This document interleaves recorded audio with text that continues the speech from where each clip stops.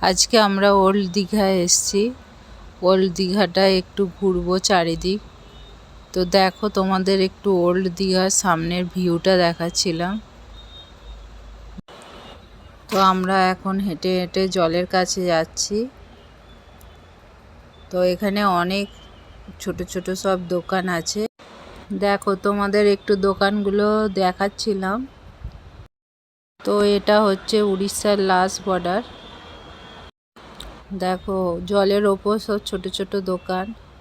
তো এখানে মাছ, চিংড়ি মাছ, ক্যাকড়া সব পাওয়া যাচ্ছে, রান্না করে দেবে বললেই।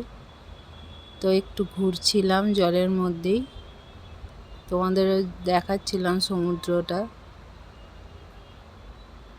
ক্রিসের তো প্রচুর মজা হচ্ছে। অনেক বড় বড় ঢেউ দিচ্ছিল বলে খুব ভালো লাগছিল।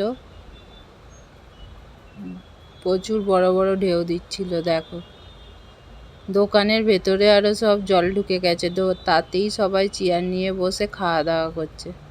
কিন্তু মজাও লাগছিল, দেখতে মজাও লাগছিল, আর চেয়ারে বসলে তো আরও মজা লাগছিল। তো এর মধ্যে দেখো, ক্রিস আর অমৃতা জলে খেলতে গেছে। ক্রিস ঘুরছে, তো বলছে আমার খুব ভালো লাগছে। ওদের খুব মজা হচ্ছে, দুজন মিলে মস্তি করেই যাচ্ছে। আর এর মধ্যে আমি একটু তোমাদের সমুদ্রের ভিউটা দেখাচ্ছিলাম।